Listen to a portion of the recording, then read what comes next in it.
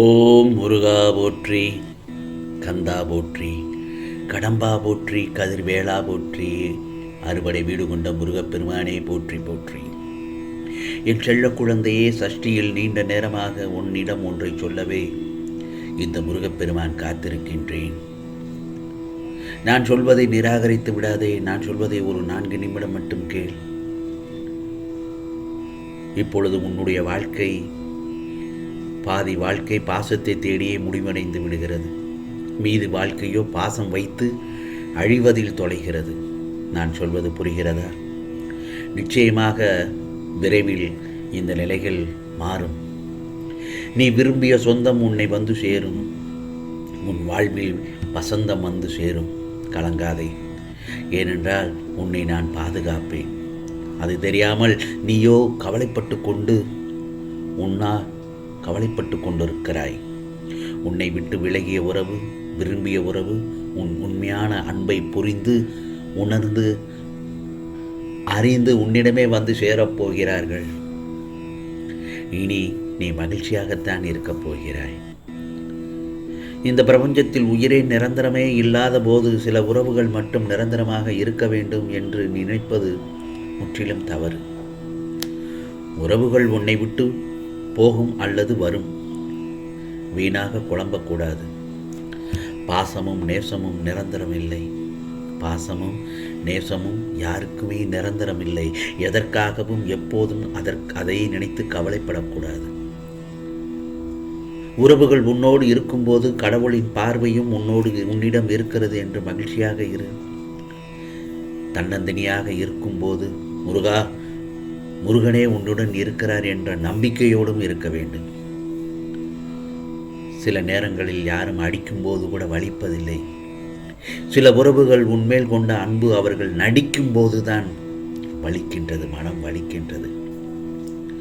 கிடைக்கும் கிடைக்காத, நடக்கும் நடக்காத விஷயங்களுக்கு நடுவில்தான் உன் வாழ்வில் தேடல் எதிர்நோக்கி இருக்கும். நீ ஆசைப்பட்ட விரும்பிய விஷயங்கள் எல்லாம் உனக்கு திருப்தியை கொடுக்கும், மகிழ்ச்சியை தரும். கிடைக்காத நடக்காத விஷயங்கள் உனக்கு கஷ்டத்தை தான் கொடுக்கும். புரிகிறதா? ஆகவே இந்த உலகத்தில் இந்த முருகப்பெருமானை விட உண்மையான உறவுகள் வேறு யாருமே இல்லை என்பதை நீ முதலில் புரிந்து கொள். அதற்காகத்தானே சில பொய்யான உறவுகளை உன்னிடத்தில் இருந்து விலக்கி வைத்தேன். உனக்கான நேரம் வெகு தொலைவில் இல்லை. உன் சொந்தம் எல்லோரும் உன்னை தேடி வரப்போகிறார்கள். அவர்களை தக்க வைத்துக்கொள்.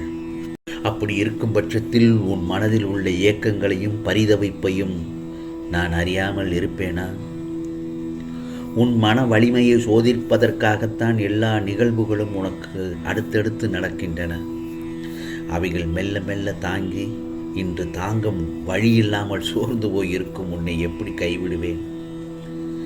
எல்லாம் சுகமாகிவிடும் என்று சொல்கிறீர்கள் முருகா. ஆனால் என் வழிகள் அப்படியே இருப்பது போல்தான் நான் உணர்கிறேன். எல்லா மனிதர்களுக்கும் நேர்மறை எதிர்மறை என 2 காலங்கள் என 2 காலம் சுழலும். புரிகிறதா?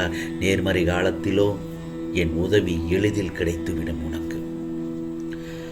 அதே நேரத்தில் எதிர்மறை காலத்திலோ என் கைகள் உன் பக்கத்தில் தான் இருக்கும். என் பார்வையில் தான் நீ இருப்பாய். ஆனால் மனம் என்ற மாயை உலகம் எதிர்மறையின் கட்டுப்பாட்டில் இருக்கும். உன் மனதில் நான் சிம்மாசனத்துடன் அமர்ந்துள்ளேன். இருந்தும் உன் எதிர்மறை காலத்திலும் உன் எதிர்மறை எண்ணங்களோடும் நான் உன்னை விடுவிக்க வாக்குவாதம் செய்து கொண்டிருக்கிறேன். அமைதியான நிலையில் இருக்கும் நான் என் பிள்ளையான உன்னை விடுவிக்க அத்தனை ரூபங்களும் எடுத்துக்கொண்டுதான் இருக்கிறேன். உனக்குள் உன்னை முன்னேற விடாமல் உன்னை முடக்கும் உன் எண்ணங்களும் சிந்தனைகளும் என எல்லாவற்றிலிருந்தும் நீ விடுதலை பெறப்போகிறாய். இத்தனை சோதனை காலத்திலும் முருகன் என்னோடு இருக்கிறார் என்ற உறுதியான நம்பிக்கையில் என்னை நோக்கி உன் 2 கரங்களையும் ஏந்தி நிற்கிறாய். முருகா முருகா என்று. ஒன்று மட்டும் நல்லா தெரிஞ்சுக்கோ. என் பார்வை என்றும் உன் மீதே இருக்கிறது. அதே நேரத்தில் என் கருணை எப்போதும் உன் மீதே பொழியும். என்னை நோக்கி எதிர்பார்ப்போடு ஏந்திய உன் கரங்களில் என் ஆசீர்வாதங்கள் கொண்டு நிச்சயமாக நிறைக்கப் போகிறேன். உன் வேண்டுதல்கள் எல்லாவற்றையும் பலிக்கச் செய்யப் போகிறேன். நிச்சயமாக உன் மனதில் இருந்த அனைத்து எதிர்மறையான எண்ணங்களும் போகும் நேரம் வந்துவிட்டது. இத்தனை துயரங்களுக்கு நடுவிலும் எதையும் காட்டிக்கொள்ளாத உன் நல்ல குணம் எனக்கு மிகவும் பிடித்துள்ளது. ஏனென்றால் நீ என்னுடைய செல்ல பிள்ளை. உன் மனம் தேடும் ஒன்றை உன் கைகளில் சேர்க்கப் போகிறேன். இனி நீ வருந்தி ஏங்கியது எல்லாம் போதும். உன் மனம் தேடும் உறவை உன் கரங்களில் சேர்க்கப் போகிறேன். விரைவில் நீ சந்தோஷத்தில் மூழ்கப் போகிறாய். ஆனந்தத்தில் விரைவில் எனக்கு நன்றி கூற ஓடோடி வருவாய். நீ சந்திக்கும் தோல்விகள் உன்னை நிலைகுலைய செய்துள்ளது, அப்படித்தானே? உன் முகத்தில் ஒரு கலவரம். நாம் இந்த நிலையில் இருந்து மீண்டு வர முடியாதா என்று பயப்படுகிறாய். முருகா, என்னை இதே நிலையில் வைத்து விடுவாரோ என்ற பயமும் உனக்கு தொற்று கொண்டது. இது உன் முகத்தை பார்க்கும் போதே எனக்கு நன்றாக தெரிகிறது. நீ படும் துயரத்தை இந்த முருகப்பெருமான் அறிய மாட்டேனா? அப்போ ஏன் தீர்வுகளை இன்னும் தரவில்லை என்று தானே என்னிடம் கேட்கிறாய்? முருகா, தீர்வுகளை உருவாக்க தான் உன்னிடம் நானே வந்துள்ளேன். ஒரே ஒரு வினாடியில் உன் தலையெழுத்தை மாற்றும் சக்தி எனக்கு இருக்கிறது. அந்த வினாடிதான் இன்னும் தீர்மானிக்கப்படாமல் இருக்கிறது. ஏனென்றால் நான் கொடுக்க போகும் தீர்வு நிரந்தரமானது. ஒன்று மட்டும் நல்லா தெரிஞ்சுக்கோ, நடப்பதை மட்டும்தான் நான் உனக்கு கூறுவேன். உனக்கு கூறியதை நிச்சயமாக நான் நிறைவேற்றவும் செய்வேன். இதுவரை நான் உனக்கு கொடுத்த வாக்குறுதிகள் அனைத்தும் பலிக்கத்தானே இருந்தது. அதற்கான கால நேரம் வரும் வரை நீ சற்று காத்திருக்கத்தான் வேண்டும் அல்லவா? ஆனால் உன் கண்ணீரும் பிரார்த்தனைகளும் ஒருபோதும் வீணாகாது. புரிகிறதா? கண்டிப்பாக அனைத்தும் இந்த முருகப்பெருமானின் ஆசீர்வாதத்துடன் நிகழும்.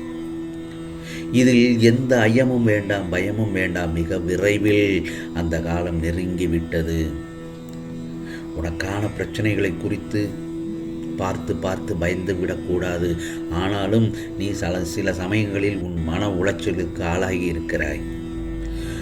ஓரிடத்தில் நீ அவமானப்பட்டால் அந்த இடத்தை விட்டு நிரந்தரமாக விலகிவிடு என்று நான் பலமுறை உன்னிடம் கூறியிருக்கிறேன். என்ன செய்ய போகிறோம் என்று இப்போது கலங்கிக் கொண்டிருக்கிறாய்.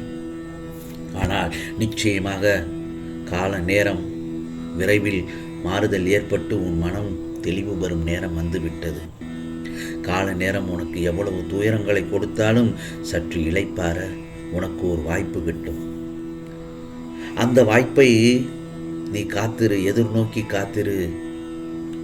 நிச்சயமாக இந்த முருகப்பெருமான் உன்னை கைவிட மாட்டேன். உன் வழி துணை நான் தானே. என்னை விட்டால் உனக்கு யார் இருக்கிறார்கள்? கரம் குவித்து முருகா முருகா என்றால் ஓடோடி வந்து உதவி புரிய நான் இருக்கிறேன். ஆகவே உன் வாழ்க்கையில் இன்னும் சில நாட்களில் நல்லது நடக்கப் போகிறது. அதுவும் நன்மையாகவே நடக்கப் போகிறது. இந்த நல்லதொரு காலை பொழுதில் இந்த முருகப்பெருமான் உனக்கானது நல்லதாகத்தான் நடப்பதற்கு ஆசீர்வதிக்கிறேன். பெற்றுக்கொள். ஓம் சரவண பவ, ஓம் சரவண பவ, ஓம் சரவண பவ.